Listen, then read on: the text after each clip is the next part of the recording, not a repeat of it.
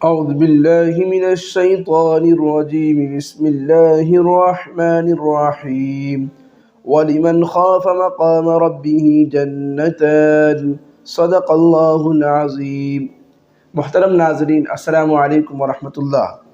آپ حضرات کو بخوبی معلوم ہے کہ گاہے بگاہے میں تفسیر قرآن بھی کرتا ہوں، تو آئیے آج پھر آپ کی خدمت میں سورہ رحمان کی تفسیر پیش کرنے جا رہے ہیں۔ ناظرین کرام، پہلے آیت کریمہ کا ترجمہ سنتے ہیں۔ وَلِمَنْ خَافَ مَقَامَ رَبِّهِ جَنَّتَانِ، اور اس شخص کے لیے دو باغ ہیں، جنتان دو باغ ہیں۔ خاف مقام ربی، جو شخص اپنے رب کے سامنے کھڑے ہونے سے ڈر گیا۔ یہ آیت کریمہ کا ترجمہ ہے۔ اس کا مطلب یہ ہے کہ بارگاہ الہی میں جو شخص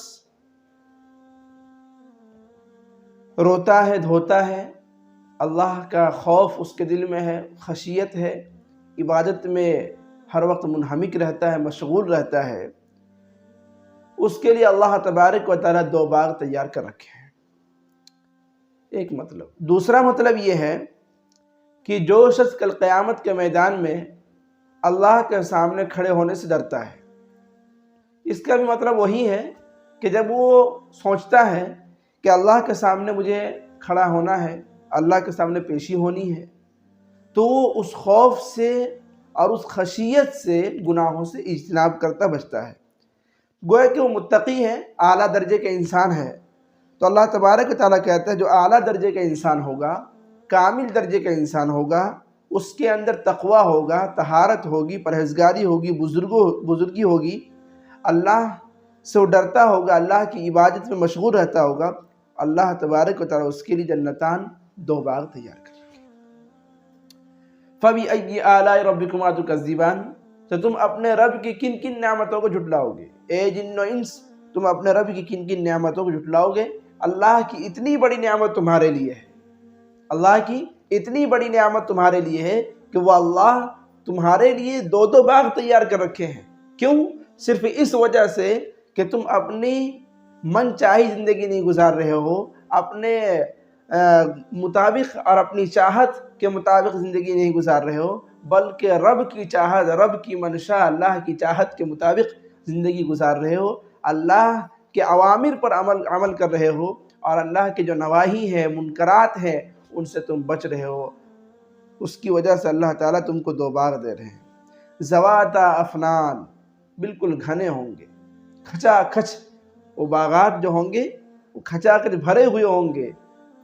بالکل جب باغ بالکل گنجان ہو، یعنی کھچا کھچ بھرے ہوئے ہوں، اس وقت دیکھنے میں عجیب محسوس ہوتا ہے اور بہت ہی پرلطف نظارہ ہوتا ہے، خوشنما منظر ہوتا ہے۔ اسی کو اللہ تعالیٰ کہہ رہے ہیں کہ باغ ایسے ہوں گے، ذواتا افنان، بالکل کھچا کھچ بھرے ہوئے ہوں گے۔ فَبِأَيِّ آلَاءِ رَبِّكُمَا تُكَذِّبَانِ، کہ باغ کا بالکل گنجان ہونا، یعنی باغ کا بالکل لبالب درختوں سے بھرا ہوا ہونا، یہ بھی ایک بہت بڑی نعمت ہے۔ تو اللہ تعالیٰ اس نعمت کے ارشاد کے بعد فرماتے ہیں جن و انس کو مخاطب کر کے کہ اے جن و انس، تم اپنے رب کی کن کن نعمتوں کو جھٹلاؤ گے۔ واقعتاً اللہ تبارک و تعالیٰ اتنی بڑی نعمت دینے والے ہیں متقیوں کو۔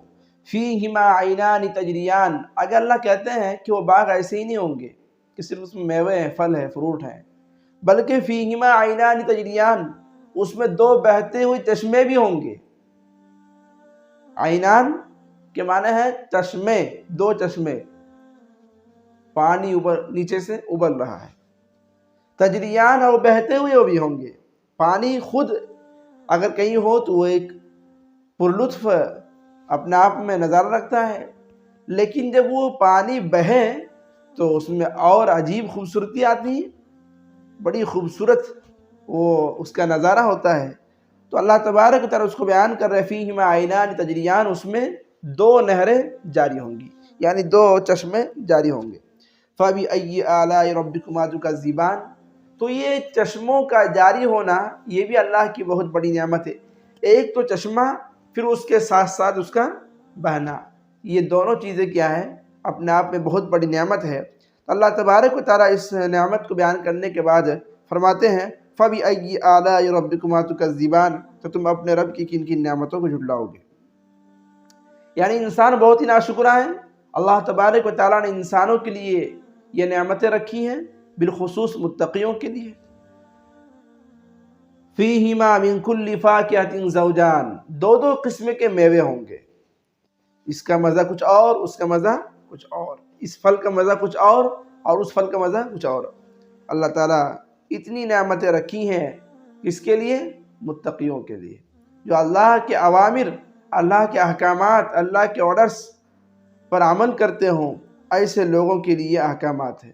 اور جو لوگ شیطان کی چال پر چلتے ہیں، شیطان کی تدبیروں پر عمل کرتے ہیں، اپنی منچائی زندگی گزارتے ہیں، رب چاہی زندگی سے کوسوں دور رہتے ہیں، ان کے لیے نہیں ہے۔ فرماتے ہیں فَبِأَيِّ آلَاءِ رَبِّكُمَا تُكَذِّبَانِ، جو اللہ تم کو دو قسم کے میوے دیں گے کہ اس کا مزہ کچھ اور، اس کا مزہ کچھ اور، یہ بہت بڑی نعمت ہے۔ اللہ اس نعمت کے ارشاد فرمانے کے بعد فرماتے ہیں تم اپنے رب کی کن کن نعمتوں کو جھٹلاؤ گے۔ متکئین علی فرش بطائنها من استبرق وجنى الجنتین دان، اللہ تبارک و تعالی جنتیوں کی ایک عظیم صفت کو بیان کرنے جا رہے ہیں۔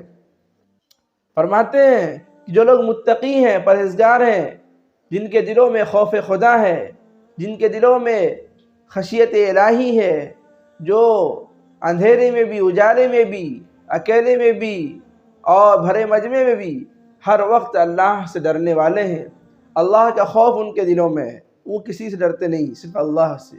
ان کے جتنے اعمال ہیں وہ صرف اللہ ہی کے لیے ہوتے ہیں۔ فرماتے ہیں متکئین علی فرش بطائنها من استبرق، وہ لوگ بستروں پر ٹیک لگائے ہوئے ہوں گے، یعنی فرشوں پر آرام کرتے ہوئے ہوں گے۔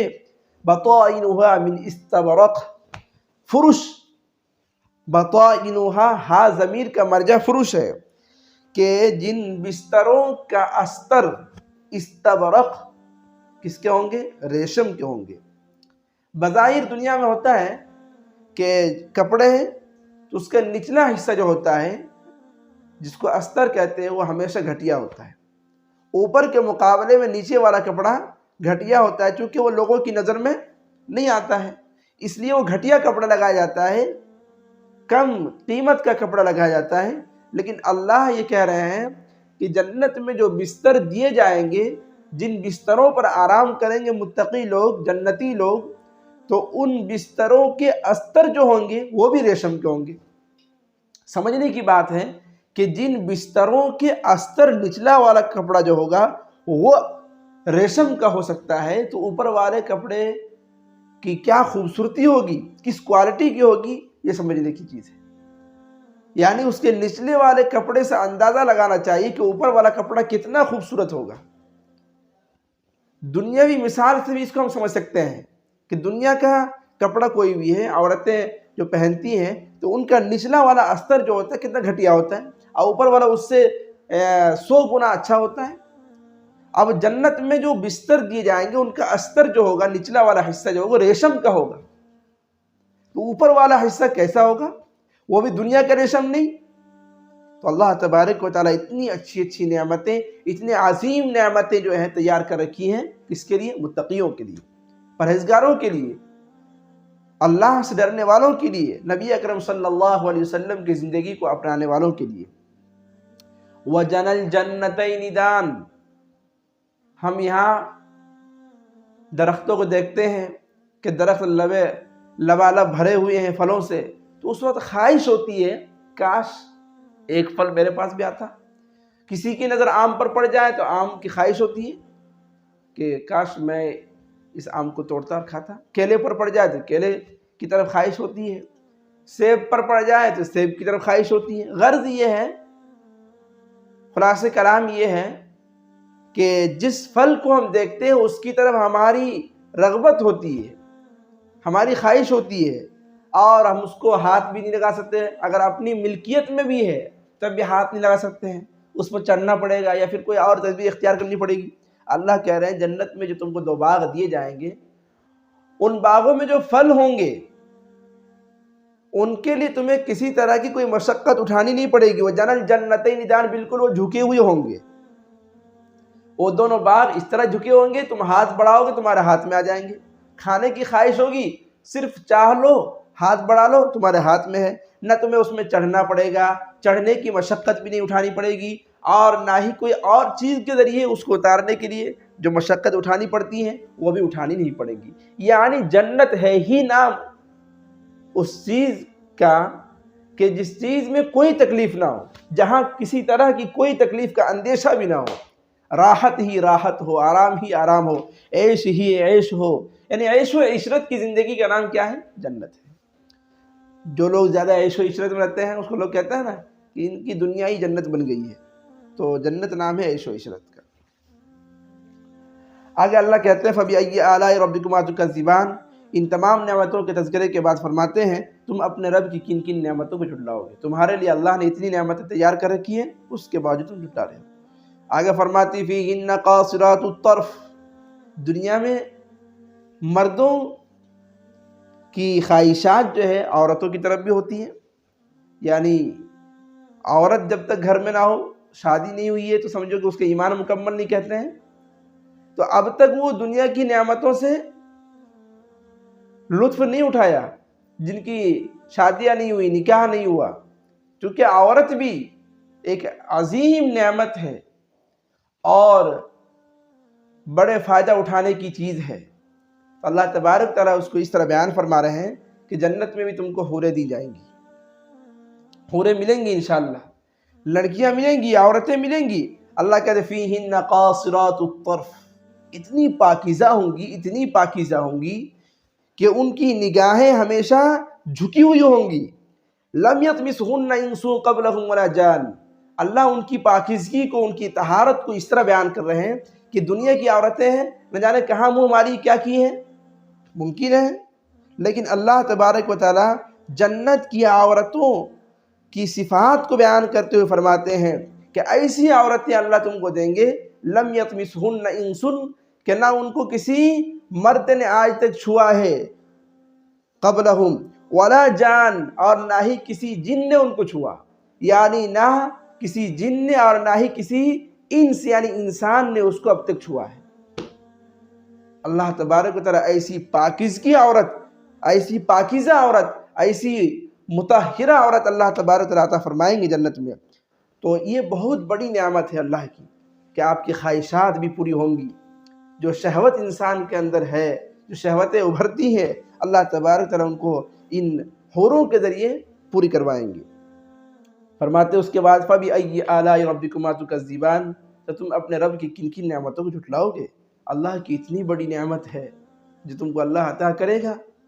آگے ان کی صفات بیان کر رہے ہیں کہ وہ کس طرح ہوں گی. کیا ان دنیاوی عورتوں کی طرح ہوں گی کہ تھوڑی سی خوبصورت آ جائے تو مٹک مٹک کر چلتی ہے. دنیا کی عورتیں مٹک مٹک کر چلتی ہے اور اپنی خوبصورتی کی نمائش کرتی ہے. اللہ تبارک تعالیٰ فرماتے ہیں ان کی خوبصورتی کا عالم یہ ہوگا کہ انہن الیاقوت والمرجان. اللہ اکبر. لال جو بہت ہی قیمتی پتھر مانا جاتا ہے، بہت ہی قیمتی، بہت ہی قیمتی.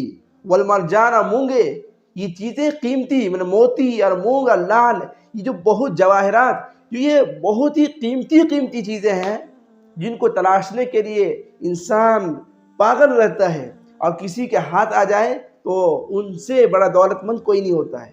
اس کو لوگ سمجھیں گے بہت بڑا دولت مند ہے جن کے ہاتھوں میں موتی ہو، ہیرے ہو، جواہر ہو. اللہ ان سے تشبیہ دے رہے ہیں وہ ایسی ہوں گی. اور سمجھ سکتے ہیں کتنی خوبصورت ہوگی. بعض روایات میں ہے کہ اگر ان کو 70 جوڑے پہنا دیے جائیں تب بھی ان کی پنڈلیاں نظر آئیں گی. اتنی خوبصورت اللہ تبارک تعالیٰ حوریں بنا رکھی ہیں. وہ حوریں کن کو دی جائیں گی؟ جنتی مردوں کو اور جنتی جن کو اللہ تبارک تعالیٰ عطا فرمائیں گے. تو یہی بات ہوئی یہاں تک آج. میں امید کرتا ہوں کہ آج کی تفسیر سے بہت ساری چیزیں آپ کو سیکھنے اور سمجھنے کا موقع ملا ہوگا. اگر یہ ویڈیو آپ کو اچھی لگی تو ہمارے اس چینل کو سبسکرائب کریں، اس ویڈیو کو لائک کریں، شیئر کریں. ٹھیک ہے ناظرین، السلام علیکم ورحمۃ اللہ.